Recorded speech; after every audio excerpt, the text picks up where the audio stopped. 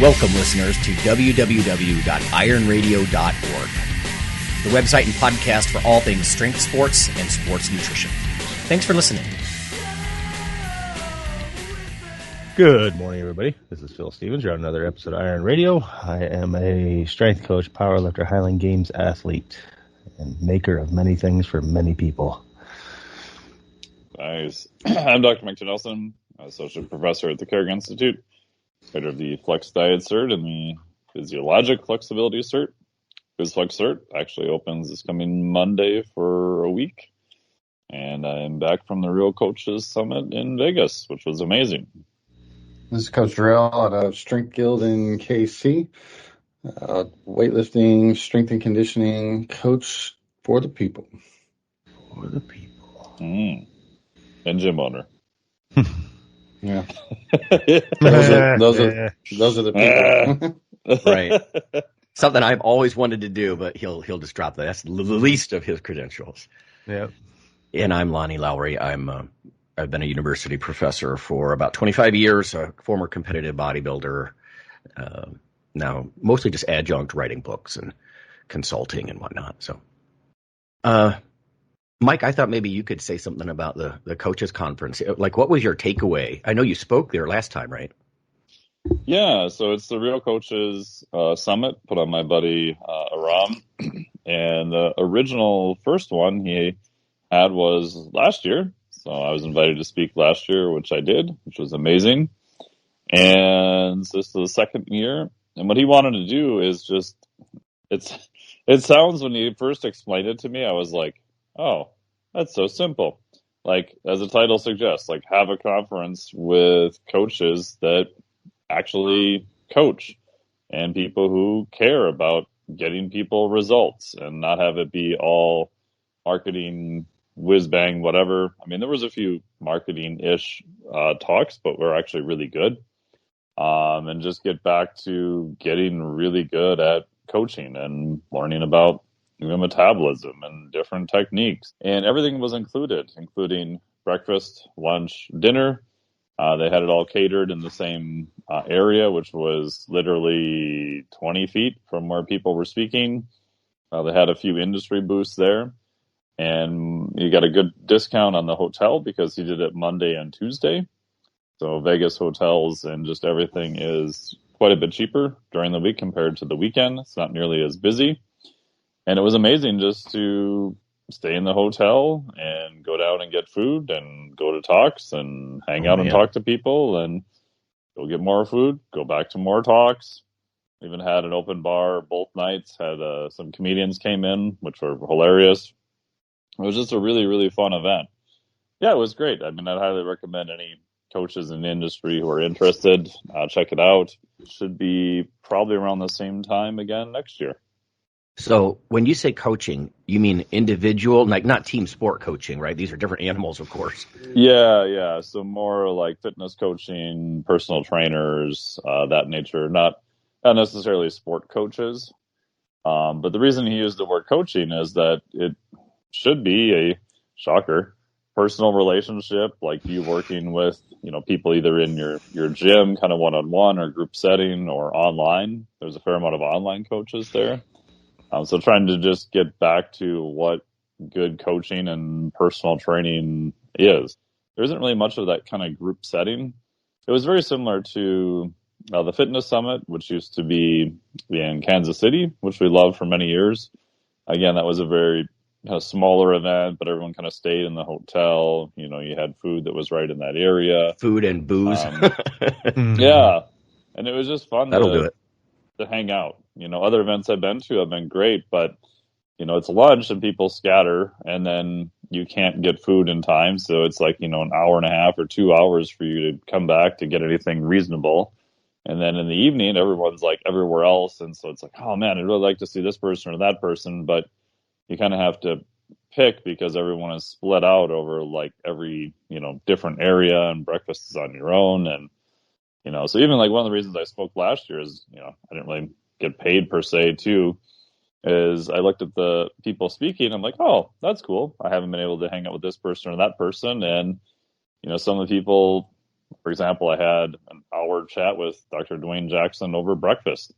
So we got to geek out over, a bunch of the training models he's created and some stuff he did, in academia and now being in the private sector and, just a whole bunch of other incidents like that I'm like, huh. I mean, what do we do when we go to these scientific meetings? It's like, where are you guys going? Oh, we're going to this pub. I know. Where are you guys going? Oh, we're going to that restaurant. And it's not communal at all.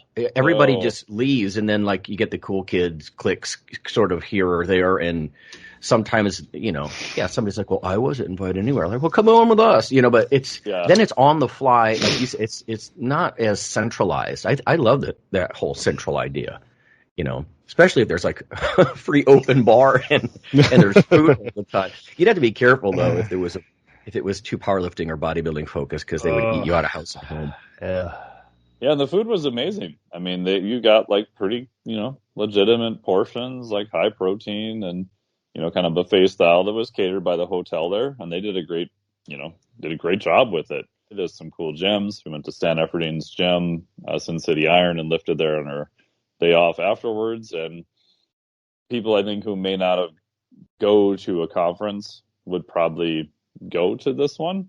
And also, like, if you're newer in the industry and you don't know a lot of people, it's hard. Right. I think it's even harder now to meet people because a lot of stuff has shifted online. And you can get some good information online, but as you guys know, and we've talked about many times, it's all the side conversations, you have. And also because the speakers were presenting both days, so on Monday and Tuesday, that was one of the requirements he had. So by definition, those people are generally going to be there almost the whole time. So the speakers have to promise to be there, like for the hallway talks. Is that kind of the idea, like a social agreement? Yeah, most of them are from out of town, and then they have to agree to speak on both days. So, okay. So you're guaranteed that they're going to be there most of the time. And actually, I think this was cool that some of the speakers may not be huge names per se, but all the talks I went to were really well done. And you get to interact with a lot of people because most people are going to be there for both days. Yeah. I have mixed feelings about that. I get it. Yeah. I mean, the centralized thing where the food and keep everybody there, that makes a lot of sense to me. I mean, why do you go to in-person events? It's like you said, it's just hallway conversations. The negative part of my mind is, and I know Phil remembers this, Mike, I think you remember this, but back in the day on Biotest, I don't know if it was Chris Sugar. I think it was Tim Patterson. He's like, you know what? It's not enough to write the article. You need to be fielding all of the questions in real time for like 2 days after you submit the article. I'm like, I don't know if I can do that.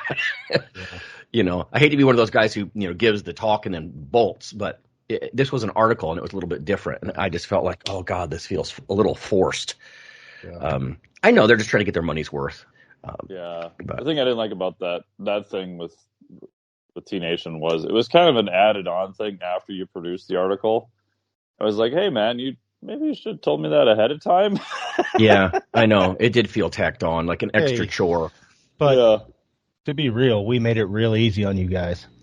Because that fucking site was the most censored thing I've ever seen in my life. Like there were no bad questions that came through to you guys at all. Yeah. They were definitely steering the conversation. I could see it. Yeah, you could see it. Well, let me get to two little bits of science news. I don't think we're going to have a huge conversation about these. And then afterwards, we'll give everybody some valuable instruction on how to be lazy. It's important these days. People they're too intense. They're too dedicated. And we're going to try to soften up that and bring people back to the real world of laziness. I have one study after you, too, that'll feed right into the day's topic. Oh, okay. All right. Evidence-based laziness. I love it. This first one, this is mostly in kids, but bear with me because we've all struggled with this. Waist to height ratio detects fat obesity. And they're actually having to define fat obesity, not just obesity, because BMI has kind of ruined that. Your BMI is over 30. I just got kicked out of a study. My BMI was 31, and they're like, you're too heavy for your height. I'm like, well, okay, then I'm not going to stop lifting, so I guess we're done here. Waist to height ratio detects fat obesity in children and adolescents significantly better than BMI. So they're trying to go right for your gut. basically, instead of just weight for height. Yes, this is kids, adolescents, and young adults, but it says an inexpensive measure of obesity in children and adolescents could replace body mass index. This has been studied in a new investigation. Again, waist circumference to height ratio would be the criterion. This measure detected excess fat mass and distinguished fat mass from muscle mass in children and adolescents more accurately than did BMI.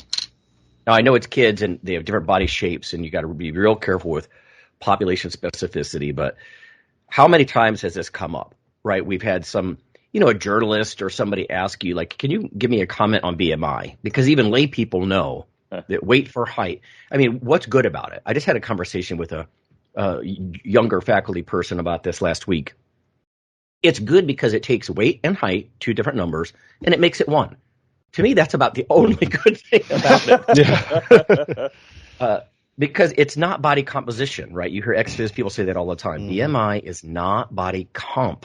Lay listeners, I don't think we have a ton that listen to the show, but I always say, what goes into the number on the scale? It's not all fat, One of my relatives, I'll just kind of be vague, recently said, I lost like 8 pounds or something, but it was from basically being too sedentary. And I'm like, oh God, what if it was muscle mass? Like, it's not necessarily good, because to him, weight loss was just weight loss. It was just all good, all day, all good. I'm like, well, okay, try to eat your protein, because I was afraid it was a muscle mass. Anyway, for nearly a generation, weight to height ratio charts and BMI for age and sex have been used to diagnose kids, essentially, with obesity. However, these surrogate assessment tools are inaccurate in childhood and adolescent, and they do not distinguish fat mass from muscle mass. Just give you a couple of details from this. Of course, something like DEXA would be more accurate. So what they want to do is compare BMI versus a waist, like your gut size for height, against DEXA, because DEXA does distinguish fat mass and muscle content in the body. It says emergent studies in adults appear to suggest that waist circumference to height ratio predicts premature death better than BMI, and could be a potential added tool to BMI when it comes to improving diagnosis for obesity. And again, we have to be real careful, and I find it interesting that these researchers are literally saying fat obesity instead of just obesity. I mean, to me, obesity means fat. And let's face it, in the Gen Pop, yes, it's true. If you're very heavy for your height and you don't lift, it's probably fat gain. I remember teaching in a dietetics department, and I was supposed to teach the students that arm girth was a valid marker of body fat. And I'm like, what? Now we've all seen the obese, older lady with huge fatty arms, but I'm like, okay, this is a classic example of population specifics. Like, you cannot do upper arm girth and say, oh, you're fat. It's just insane. Anyway, yeah, it's just the current and largest and longest study. This is apparently to use DEXA measured fat mass and muscle mass. And there's some caveats there, but it says waist circumference to height ratio, so gut for height, if you will, had a very high agreement, 81 to 89% with DEXA for fat mass, but a low agreement with muscle mass compared to DEXA. So it was good at fat and less good at muscle. And I don't want to tease this apart too much. And then BMI was slightly different. It looks like this whole gut for height, weight circumference for height, could be something they're going to zero in on a little bit more. I have mixed thoughts about the gut for height a little bit too. We talked about power bellies versus just, you've seen people with intractable obesity. Their gut literally is flopping over their belt down past their crotch. And you're like, oh, that's not a power belly. That's just, It looks like their abdominal wall is breaking down. Yeah, but another ding, I guess I would say, another population-specific ding against BMI. I don't know what everybody's BMI here is, but I've been a quote-unquote obese for a long time. Yeah. And am I ripped? No, hell no, I'm not ripped. I'm older and I'm not competing. But, you could give me one look in a shirt and you're like, well, I don't think he's obese. And I think, Phil, I think your BMI is even higher than 31. Oh, mine has. I don't know what it is now, but well, yeah, I've been way high. I can tell you real quick. 6 foot, 32. It is 31.5 as I sit today. Oh, so you and I right there. Yeah. Yeah. So that's because you're thinner. Yeah, like I'm down. Like this is as low as I want to go, and I'm still obese. Right, exactly. So, Yeah, not good. Mike, I don't know how you run, because you're tall, and that's got to help keep your numbers down. Yeah, I want to say, I think last time I checked was 29, I think. Oh, geez, even at your height, huh? mm-hmm. Yeah, well, I mean, the highest, that was probably when I was 238. Yeah, so now I'm in the process of slowly going back down. I was 233 today, but yeah, it's such a bizarre number because yeah, I mean, I have clients where I just calculate their BMI for fun, and Right. it just doesn't mean anything. And we did the whole body comp thing when I was teaching, even on Sure. students, and I threw BMI in there just to mess with them. And some of the big, we had a big shot put guy who on bod pod and underwater weigh, and I think was legit, like 15, 16%, not ripped, but pretty No, lean that's for pretty a lean, dude actually. that was like 285, I think. And I don't remember what his BMI was, but I'm like, I was trying to explain to the students, I'm like, does this guy really look obese to you? I think he was like 32, 33 BMI or something like that.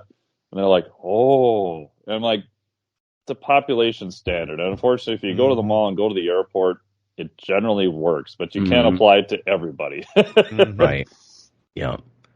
Now, what do you think about the gut for height? Do you think that would be better, or do you think power bellies are going to confuse that? You could still, I think it's a lot better. I do think too. clients in general, like if you just accurately measure their waist circumference, and if you want to get fancy, maybe upper arm and shoulders. A lot of clients, if I were looking at it like on a weekly basis just to get trends, I'll just have measure waist and the shoulders, or even just waist, waist and weight I've used a lot because yes, there are different structures. Yes, there are different shape, especially women will kind of lose fat in different areas preferentially, even some guys. But in general, if your waist is smaller and your body weight is kind of trending with it and your performance in the gym is good, you're on track. Like you're fine. You don't need to go try to get a DEX every 4 weeks. Yeah, I agree. My only concern with this is that after years and years of squatting, I feel like I've stretched out my abs a little bit by pushing out my abs when I squat. And so when I do that, when I stand, and if they were going to do a gut measurement, I'd be like, how much do I tense my abs? Yeah, how much do you pull in? 'Cause there's a huge variability in that. Yeah, exactly. And maybe that's not true if it's all body fat, but again, that's kind of the thing with, the way that I think like you watch somebody who plays the trumpet and their cheeks get huge, and I feel like you kind of stretch out your abs a little bit like that when you squat for years and years. Yeah, and it does beg the question. I'm trying to be fair and tense them a little. I'm not just going to let it go because people will think that's all fat, and I'm not going to suck it in because that's not right either. I don't know. It just kind of, that's one of the things that I think could be a challenge with this in some populations of adults, I guess. Yeah. If we're doing hands-on work on different types of athletes, like there is definitely a lot of difference in just resting tone. Most people, I would say from a functional perspective, probably have a little bit too much resting tone in the abdominal area, but that will, I think, give them the appearance of looking a little bit smaller too. Kind of like what you were saying, Lonnie, they're not 100% relaxed, but they're not, trying to walk around doing a vacuum pose either. Exactly. Somewhere in between. Yeah. How about you, Jarrell? Do you know what your BMI is? You're a mesomorphic dude. Normally like when I'm just kind of in that my normal range, like 220-ish, it's in the 30s, I think, like below 30s, like 31 maybe. Yeah. That's higher right now, but I'm much closer to getting back to that than before. But yeah, I mean, I don't use BMI for hardly anything. I haven't used it since, college, basically. Yeah. Now, the only time I run into it is when people come into the gym with some sort of reference from a doctor, and then it's like, oh, well, my BMI is high, and, they suggested to start working out. But even then, I don't get a lot of those people. I get like those people would go to like Planet Fitness or something like that and do aerobic, like lose weight type stuff. Because, I mean, you're going to come to me and hear me say, okay, well, I don't care about that, but like we're going to lift weights, get chucked, and, well, whatever your BMI says, fine, you'll be healthier, you'll look better and all this stuff. But I can't promise that your BMI score will be great. You'll still go back Right. again. I've been battling to get people's BMI higher for years. Yeah. Well, our goal is to get you in the 30s. Come on. Yeah. Anti-establishment, So- Phil. No, I mean, looking at this thing, if I wanted to make it to normal, it says I need to lose 50 more pounds. Well, 52 more Oh, pounds. shit. Oh, criminy. Like, I would have to lose a leg. It ain't happening. Right. I think mine, I would have to be, it's like one, like in the healthy, like middle of the healthy range is like 160 something or 170 something, like at 6'2".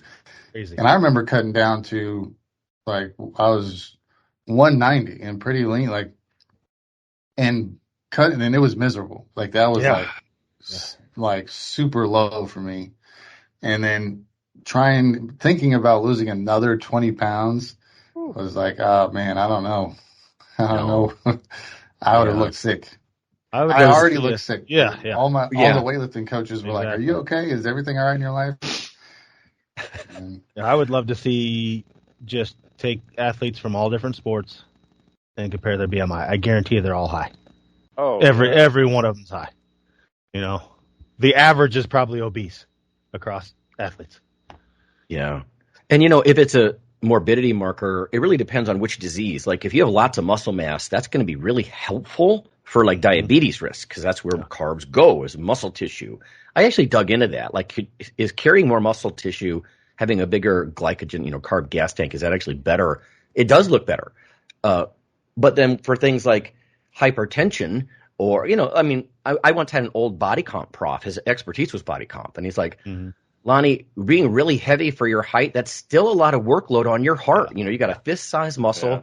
And good point. It's not all good, but it brings me back to kind of the Phil Stevens. Listen, nobody said being jacked was just about longevity. Yeah. Yeah.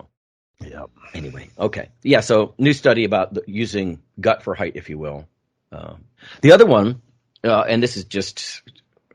it kind of emphasizes something that irks me a little bit, but it says how a common food ingredient can take a wrong turn leading to arthritis. Now, this is a bit exaggerative. This is from Science Daily. University of Colorado Department Medicine faculty member says she and her colleagues have identified the means in which bacteria in the digestive system can break down tryptophan in the diet into an inflammatory chemical that primes the immune system toward arthritis. This is Christine Kuhn and colleagues. Just a quick reminder for everybody. Tryptophan is an essential amino acid found in many protein-rich foods, including meat, fish, dairy, etc. This is where I get irritated. Single amino acids have these drug-like effects, generally when you take them as a single amino acid, sometimes in gram quantities. It's not, when it's embedded in your, a handful of almonds, it's not the same thing. But it says it has many uses in the body, including helping the production of proteins, muscles, enzymes, neurotransmitters. Of course, with tryptophan, we're going to be thinking about serotonin, right? Serotonin's a neurotransmitter, but it's all throughout your body. A lot of it's in your gut. It says tryptophan being an essential amino acid, your body doesn't make the amino acid. Of course, it makes the neurotransmitters like serotonin. Anyway, they're linking it to the gut. It says it's been known that the microbiome, the bacteria in our gut, can break down tryptophan into byproducts. Some of those are anti-inflammatory, but we've also associated some inflammatory causes of these products, Kuhn says. She says the new research builds on some observations that they had in patients with spondyloarthritis, not quite rheumatoid arthritis, but closely related, where we found that changes in the microbiome were associated with increased production of these products called indoles. Now, not to confuse everybody, but indoles are sulfur-containing compounds in like broccoli and cauliflower. From the diet, I usually think of these things as good, but it says indoles, which bacteria make from tryptophan. It says similar changes were observed in arthritis studies involving mice. We found that when indole is present, the mice start to develop autoreactive T cells that are more inflammatory. They have less of the regulatory T cells that help maintain balance in the immune system, and they start to develop antibodies that are more pathogenic. So it says if tryptophan hits our body's cells, it tends to get broken down into anti-inflammatory products versus when it hits these bacterial cells in your gut, and they go pro-inflammatory.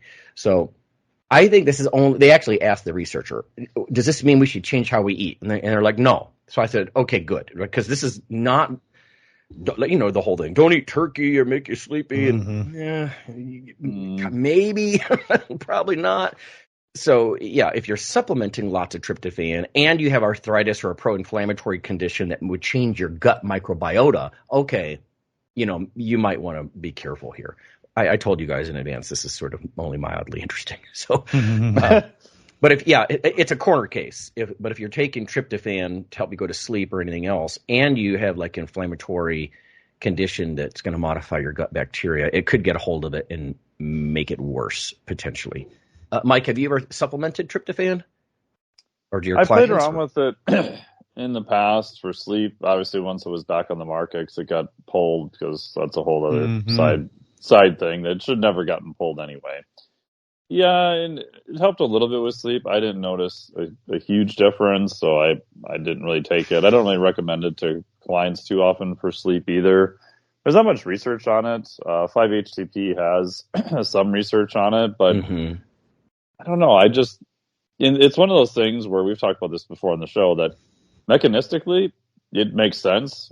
It should work, but just as a standalone ingredients, I just don't see a big effect in the real world. Yeah. I'm not sure why, but maybe it's because of the hypothesis where you're taking it with other amino acids or you're taking it too close to a meal. And even then, I've looked at some other research where I'm not sure that hypothesis is as true as what we think, even though it's touted everywhere. So, I haven't really used it a whole lot. I forgot about the banning thing. Yeah. Wasn't there contamination or some issue? It wasn't the tryptophan itself. It was a bad lot, as far as I understand, of contamination, and some people got sick, so they just said, no tryptophan. Now, it's back on the market, right? You can buy it. I thought so. Okay, because I haven't looked at this stuff in a long time, because like you, I'm like, meh, Yeah. But it's one of those things that always comes around Thanksgiving time. Oh, serotonin, tryptophan. It's like, it's because you just ate 2,000 calories all at once. It wasn't the turkey. It wasn't the pumpkin pie and everything else. And then most people, that's their only meal in the mid-afternoon when they want to take a nap anyway. So the reason I brought this up at all, and then I'll just shut up about it, is that individual amino acids do have nutraceutical-like effects. I'm still interested in some individual. I mean, obviously, look at leucine, right, and muscle protein synthesis. Dileucine. Yeah, or dileucine, absolutely. Or, I'm still interested mildly in tyrosine as far as helping with catecholamine production. You got to take grams of that stuff. I know, Mike, you pointed that out before. Like, you can't just take a little tiny capsule. Probably, I'm going to look for it as a powder, I think. But I like the idea of a little bit more dopamine or catecholamine production for cognition and mood. And but single amino acids do have drug-like effects, and that's why they've tried to regulate them before. They've tried to regulate vitamins, for God's sake. But in whole food context, that just gets abused all to hell. Because, yes, there are 20 different amino acids that are important to human proteins, but when you eat them like that, it's not the same thing as taking concentrated amounts of a single amino acid. So I think people just need to keep that in mind. And this is a good example of one of them in large concentrations. If you have the wrong gut I think this is more of an issue of having dysbiosis than it is of the tryptophan. You got the wrong bugs getting a hold of it. Now it's pro-inflammatory. So, but Phil, you said you had something. I do. Feigenbaum and colleagues put out a new study that just kind of proves what we've been saying for years on here, like many of the studies that we talk about. But sorry. But basically, it's just a new study argues that today's children are weaker than previous generations. Yep. So they did a study, and only 1 in 5 children were able to meet the fitness benchmarks set by the World Health Organization. And that says something to me, because those have lowered greatly since we were children. Even the tests we do, we used to have that presidential fitness, whatever the hell it was thing, and that's gone and been gone for some time.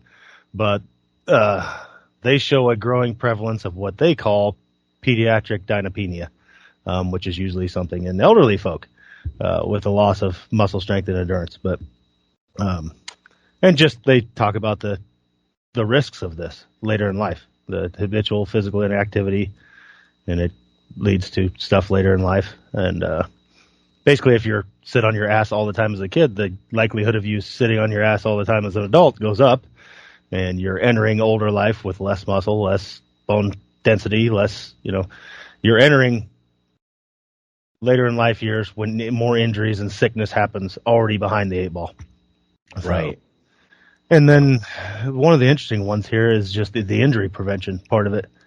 And they say that the paper argued that the ability to squat 105% of body weight is optimal benchmark for preventing traumatic knee injuries. And this study was conducted in adolescent female athletes. So, Interesting. And that's not a huge deal. I mean, that's not like telling these people to become power lifters. No. Like to get somebody to squat, if you're 100 pounds, 105.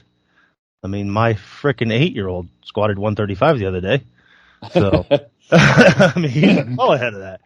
But 25 minutes a day, 3 days a week. I don't push him into 3-hour sessions or anything. So, but it's just interesting seeing this, because I've talked about this, I know, on this show for years. Kids are just not. And that was just from me seeing it. I had no study behind it. Just having kids walk in and, wow, you guys can't move. So, yeah, I mean, this has been a topic of conversation for a long time. I mean, I think it's just a paper that he wrote, but JFK was he wrote a paper about how the European kids were, and how it was a crisis for us, our physical fitness and lack of sport. I think that's kind of where the president fitness test kind of started out of, was JFK and his return to it. So 50 years ago now, 60. Mm-hmm. So, I mean, we've been on the track of less physical culture. And can you imagine now, I was thinking about this as you were saying that, could you imagine now and I don't want to get political, so I'm not about to, any of our, candidates coming out and talking about physical fitness and our lack of physical fitness as, a problem in the United States. Mm-hmm. I mean, so much of our political and, all that stuff is basically, placating to what people want to hear already. So just imagine someone coming out and saying, you guys are all fat, weak, and out of shape, and we're going to the gym. Yep. Not that people listen to that necessarily, but I mean, imagine that. Now you have to be a influencer or something like that, but imagine the leaders and people who are creating policy that actually identify and recognize the value of physical culture, which is not going to happen in a while. I don't know. I can't imagine that becoming a thing again. So that's going to be my campaign slogan for 2028. I'm going to run on your tax bracket is based on your squat. Get everybody in shape. Back under the bar. Yep. Making America strong again. Along these lines, I was just watching My Neighbor Totoro. And I don't know if you guys have ever watched this sort of Miyazaki, this anime stuff. And the little girls are running all over, doing cartwheels, carrying buckets of water. I mean, sprinting up and down stairs. I mean, riding bikes. I actually looked at my wife. I'm like, look how active they are. That was an 88 film, I think, or late 80s. And I'm thinking, and it wasn't presented as anything unusual. These are just kids running around, entertaining themselves, laying on their backs, looking at the clouds and running around in the woods. And that just doesn't happen anymore. It really struck me. This actually, to show this to a young person, and they'd be like, oh my God, they're running their asses off. Look how energetic they are. It's that was kids. Yes. That was just being a kid. We just went nonstop. Yep. And that's Nerf football, and then and then we go play a game of some kind of tag or ride your bike. That's the biggest thing, yeah. And they identify that in here. It's the biggest change, I guarantee you, is children with excessive smartphone or TV time tend to have poor health outcomes later in life. That is the biggest thing that changed. That's what entertains children now.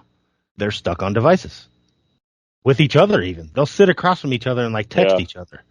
Oh, I know. That boggles You know my what? mind. Now, Phil, I see why you're saying this is going to set up our topic. Yeah. Like, just can't get that cell phone out of your damn hand. And it's just, I would argue it hurts more than just their physical health.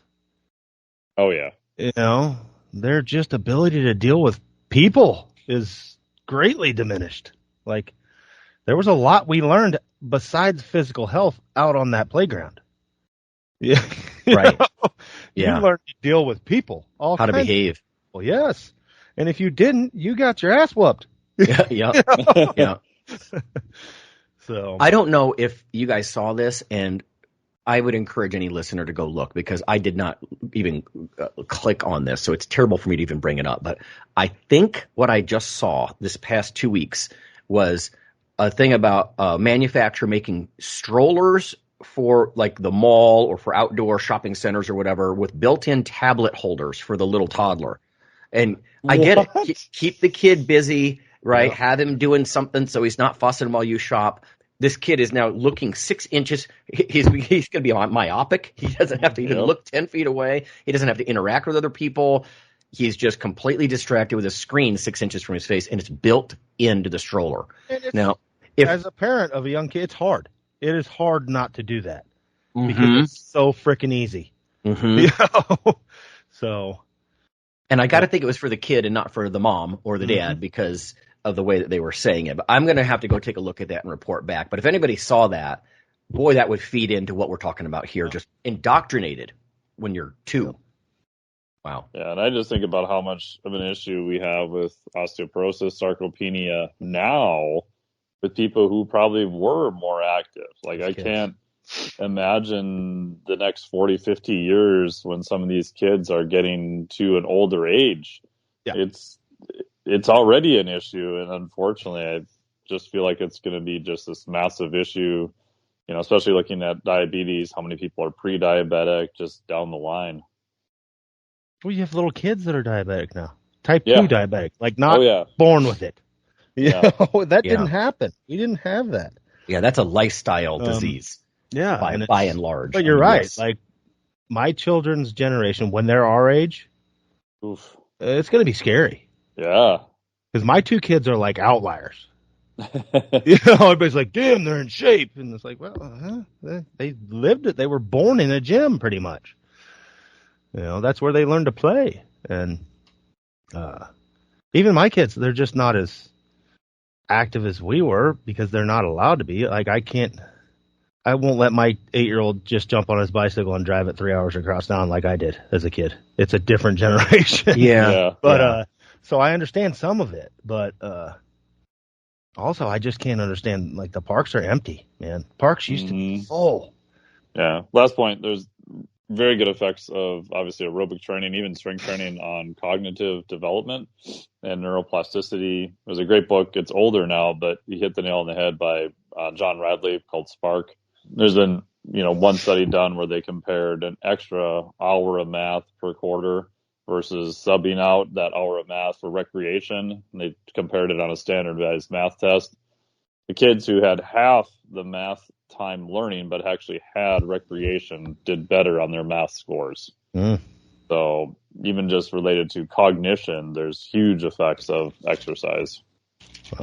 With that one, man, I know. Getting that across to like parents. I know. I mean, even the sports specific type training is like, it's like, look, I mean, yeah, your kids could benefit from it. In 12 years, they probably could, but right now they're so like they can't stand up straight without struggle. So maybe get a little stronger. Good luck. And I know that study pretty well because I used it when I was in college, that one, and then I'd have to go back and look at the paper, but where they took kids to an after school program, like so they had half kids go to this after school physical fitness program, and they were able, like, they just kind of noticed that they were able to get kids down off of their, basically ADHD meds. Oh, huge. Like it was like a huge difference. Yep. And it's like, so how much of our issues are just a lack of physical culture? Mm-hmm. Oh, yeah. Yeah. So, yeah, we can move on from that. Hey everybody, Iron Radio is back, and in an expanded way. What can you expect? Well, first, you can get it simulcast every week on the nutritionradio.org network, as well as on the original podcast. It'll appear regularly on iTunes, Spotify, and all your favorite podcasting sites. We have a new Iron Radio / Nutrition Radio Facebook page as well. Please check us out. We're even backed up on YouTube. We hope that an expanded presence will get you the news, education, banter, and guests that's made Iron Radio's community so loyal from the start. You are appreciated. Okay, everybody, we are back, and what we're going to talk about today is, like I said, related to the topic. We're going to teach you how to be a lazy lifter in today's age, which is not that hard. I mean, the world is built around it, like we talked about in here. I mean, one of the big things is just screen time. You got to make sure you bring your device to the gym with you. You don't leave it at the door. And I'd go beyond that. I mean, the pinnacle of world health now and physical activity is like the onset of the Instagram star. So you have to set up your own production company within the physical activity facility. Got to be at least a 2-camera shoot. Yeah, and you got to do it all yourself. You don't want other people doing it because then that expedites your exercising. So you need to be able to go in there, shoot, edit, do all your stuff right there in the gym. Edit it. Edit it as you go. So Gyms should have editing rooms. Yeah, they do. Nice. That's not an uncommon thing. And oh my God. So on the West Coast, there's a couple gyms that have like all of their stations have places to put your camera or phone, and then they have editing teams in podcast rooms for. Really? Shit. Yeah, I forget the names of the gyms. It's been a few months since I looked, but that's there's a couple in California that are like that. Oh no. So it's coming. That's crazy. It's brilliant. You guys, it's perfect for us. We think right we're now. being absurd here, but really these are just the normal business ideas now. That's the problem, it's not that absurd. We're trying to be sarcastic. This is ridiculous, but people are stealing our business ideas right now. Oh man. Yeah. Jarrell's giving us the reality here. You guys, this not even tongue in cheek. And if you can perform the exercise while holding your cell phone to scroll Instagram, that's even better. So don't do, use barbells. Use a single dumbbell in your left arm. You can do your left arm bicep curl while you scroll with your right arm. Yeah. Single limb movements. Single limb movements only. It's unilateral is back in style, baby. Just the device is the new mirror. People would squat in front of the mirror. Now they just have the device that constantly points at them. Yeah. So you'll do a set. That's the plan. Is you got to do a set, no more than 5 reps, because anything more than that's just excessive. And then you need to spend. So that takes you a good 30 seconds. Now you need to spend 15 minutes, dissecting said video of said exercise, to make sure you're doing everything exactly correct and your hair's done right. And yeah. Is this with calibrated plates, Phil? Oh, of course. You can't. Okay. Just checking. If you're it's not legit otherwise. Yeah, if you don't have calibrated plates, you're not even lifting.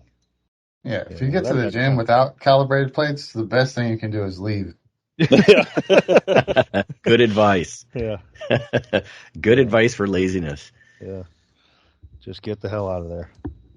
I'll diverge a little bit from this, but I would recommend that people just don't set up the same times every week to even go to the gym. Just play it by ear. It's going to be what you're looking for. Just when you feel like it. Time. Yeah, when you feel like it, you head in. It could be Monday afternoon, or or maybe it's Friday night, or you don't have to lay down any type of specific schedule. And by all means, screw any kind of get your head into the game period. Why would you even do that? You don't need to listen to music. You don't need to watch some videos or anything else that's motivating. I mean, we're after laziness here. So, don't plan. Don't just go straight from paying bills and arguing with, I don't know, your spouse or something. Just rush right into the gym on a whim. Yeah. That's going to be helpful for when you look at long-term chronic training adherence. You want to shoot that to hell? That's one of the things that you can do is just make it random. Don't prepare. Oh, yeah. And don't plan ahead at all. Like, don't have anything written down like this is what I'm going to do in the fucking gym. You plan that when you get there. So your first 45 minutes is figuring out what the fuck you're going to do. Yeah, when you walk in. And you need to take up the squat rack to do it. Like curls in the squat rack, that's 2005. You use the squat rack as a place to write shit down and figure out your plan. And make sure you eat up as much of that time as you can so everybody else can be just as lazy as you. Mm-hmm. So, and, while you're at it, break out the foam roller and then spend 45 minutes rolling every muscle. Yeah, so that's a good one. Your preparation to lift needs to be at least 3 times as long as the lifting itself. So, yeah, very helpful. Just make sure you stay on your phone that whole time. Oh, yeah. Put it in your phone. Yeah. No, and you should have no idea of what you've lifted before. No, it doesn't matter. Oh, you don't need to write any of that. Like progression, fuck that shit. That's old. Just 100% by feel. Who needs it? Yeah. Yeah. Who cares what you did 6 months ago? Intuitive lifting. Yep. Intuitive. That's it. I love it. Intuitive lifting. Brutal, Mike. That is brutal. Favorite shit over and over. I'm not going to point fingers at any intuitive eating or intuitive other things. Not going to do it. That's good. Yeah, no logging, no plan, no prep. Scheduling is for nerds, wimps. When you finish your set of like 4 reps on the pec deck, you have to sit there like a stuffed animal for 5 minutes at least. Yeah, pec deck. That's funny. Well, you have to let your cortisol lower after every set. That's right. Oh, that's a great point. Yeah, you got to really think about the physiology, like really get down in the weeds. Yeah. We want that physiology down. You train more than 45 minutes. Yeah. Cortisol's going to eat up your muscles, bro. Yep. It's going to fall right off you. And overtraining is real. So that's where you have to make sure you stay well away from that area. Like, on all the cortisol blocking supplements and testosterone boosters beforehand too. Oh, good. Yeah, I love it. Yeah. Lean on those instead. Who needs hard work with a barbell? Right. Yep. If it's a proprietary blend, all the better. Yeah. Yep. Well, there's their next Iron Radio product. The cortisol crushing T boosting. Crusher 4000. Yeah. Yeah, let's give it a nice name like that. Like turn away from the hard work with a barbell. Just pop these capsules. We'll make them like bright purple or something exciting. We'll put some niacin and beta alanine in them. Yeah, feel like they're working. Oh yeah, you'd probably sell a shit ton. You probably would. Well, you have to name it. You have to name it after an anabolic though, like Trenosol. Oh, right. Yeah. Yes, you would. That's perfect. Trenosol 4000. Yep. You could, with claims, wild claims, you're in and out of the gym in 8.5 minutes per clinical trials that we did ourselves. Look at our own employees holding a clipboard and wearing a lab coat. Yeah. Must have a lab coat. Right, yeah, you got to lay it on thick with the lab coat and the clipboard. They always show people like leaning over someone who's trying to bench it. I can see them doing that with Phil. You'd like punch him in the balls. Like, get away from me, I'm trying to bench. Get your clipboard out here with your fake study. Don't read any of the studies. I mean, you can just tell by the name. The more anabolic sounding the name is, it's got to be anabolic. Oh, yeah. And it's funny that we're talking about this. Like, yeah, it's tongue in cheek, but it does kind of suggest, juice up on, even if it's not juice, instead of effort. Like you don't have to put it in. Effort. Put in the what effort. Are you talking about? I know. Chemicals, man. The power of chemicals. You just look at that Captain America movie came out, man. They just shot him up and he was fucking jacked within 37 seconds. That's what it takes. So yeah, there was no squatting in that little chamber that was in. No. And that's all it does, man. Proof, right? Proof right there. Some Ozempic, some Tren, some Tryptophan, and you're fucking there. So, you guys, I need to look. We should take a look around see what kind of supplements are trying to name themselves after Wegovy or Ozempic. Just like you said with like Trenosol 4000. I guarantee you they're out there. You know it. You have to be. You could have one called semi-glutamine. That's close. There it is. Yeah, we'll call it semi-glute or something. Make it as big as possible. Oh, that's good. What else is good for people that are looking for laziness? They're just training too hard right now. Well, I mean, make sure you only do lifts where you're sitting or laying. Like, Yeah. You can't be standing up. That shit's dangerous. And you won't be able to concentrate on the muscle you're trying to target because you're too busy balancing. So you need to make sure that you always no squats, no presses, no deadlifts. It's just benching and leg press all day. Right. And off the end of the bench, like concentration curls. Yes. Yeah. Isolation movements like that. Anything you can do with the machine, make sure you do that first. Like, that's the first option. Even better. Yeah, isolation work on a machine. Yeah, like curls with a machine, for sure. Like, if you step away from that, man, I don't know. Yeah. All those stabilizers, you're asking for overtraining. Because way too many muscles will work at once. Overtraining. Yeah, you are. Definitely. You got to train the smallest muscle possible and just take one day for it. So you have like multifidus day and SCM day, and you're done. Make sure to really target that infraspinatus. Right. Yep. TVA gets its own day. Pec minor. Yeah. Yep. So basically, at all times, you're on a 6-month split. Yep. It takes you 6 months to go through all the muscles. 6 months split. Mentor was right. So, absolutely. So. And don't do cardio.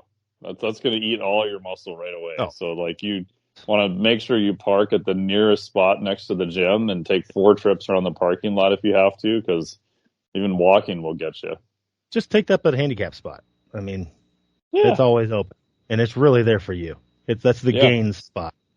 Get to the gains spot. I don't think anybody's naive enough to listen to this show and be like, Phil said it was the gains. This was the gains spot. Just limp a little when you get out of your car. Right? Mike said, don't do any cardio. I'm a permabulker, man. They said I should be lazy and permabulk and no cardio. And you're just going to get cardiovascular disease and die early. Just accept it. I'll make a little blue and white placard with a dude flexing. You can hang it from your mirror, and they'll know you're allowed in that spot. Right? Yeah. So, I think nutritionally we can add some stuff too, like slam lots of Gatorade and stuff. Even if you're just going to go work that peroneus muscle, slam yourself some, a quart of Gatorade on your way in. Load up on Celtec for sure. Exactly. Yeah. So to keep your cortisol down and. Because of course that's going to ruin you. Yeah, you got to have those little goo packs. Remember those that runners had? Oh, gel goo, yeah. And you just every keep 5 minutes. 10, 12 of those on hand between every set. 10 or 12 on hand. Like you got little things on your weight belt, lifting belt. Well, you got your fanny sachets. pack. I mean, if you don't have your fanny pack, you're not lifting, and that thing is just full of snacks. So you just have to have a belt that looks like it's like a Batman tool belt. Right. You just got, if you have any feeling whatsoever, you have a supplement for that. Yes. You just click, clack, pop it. 10 grams of carbs per every rep is what That's we're right. Yeah, spend a lot of time calculate this stuff, right? Oh, yeah, you got to overthink everything. If you don't That's only for upper body reps. For lower body reps, you need 20 grams of carbs. Exactly. Jarrell's got it. This is how you do it. You got to get the math right. 2 gallons of water with you at all times, like you're crossing the fucking Mojave Desert, just in case. I think all of these things will really lead to the nice pampered, unstressed, lazy kind of lifter that we're recommending here. Yeah, and you got to wear a weight belt for everything because you never know when you might need it. So you just leave that bitch on the whole time. Oh, even out of the gym. You just wear it all day. Even out of the gym. That's right. Let everybody know. When you park in the handicap spot. Yeah. It keeps your shit together. That's the sign. That's how everybody knows. I mean, that's how are they going to know you're jacked if you don't have your belt on? No, that's right. Exactly. So. Pinch down your waist, get a nice little hourglass shape going, V-taper. Yep. You got to use gloves and straps. You got to use both. Gloves. I love with chalk. Yep. Yes. Knee sleeves Good at all trainings times. For pussies. Yeah. Gloves and knee sleeves. Yeah. Knee sleeves for when you go in and do your concentration curls. Yeah. Because you got to look the part. Yeah, Exactly. leaving is half the battle. When the G.I. Joe or somebody taught me that shit. So if you just think about the work, that's when you hit the next level. That's Jedi level, where you don't even have to go anymore. You just think about it. Yeah. You just sit in the handicap just- spot and think about Just mental reps. And I totally went to the gym. I fucked it up. Yeah. I am stronger than I've ever been in my head.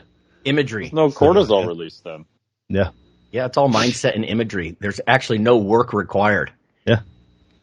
Yeah, there you go. So I've heard that visualization like that, you trigger a lot of the same neurons, and so yeah, that's the smart lazy man way to do it. So yeah, I mean, visualization is a real thing. Like I do that with my lifters, but the final level of that, the like yogi level, is when you just skip the lifting. Like it's just visualization. Like right, exactly. Like you get to the point where, like you said, Jedi level. Yep.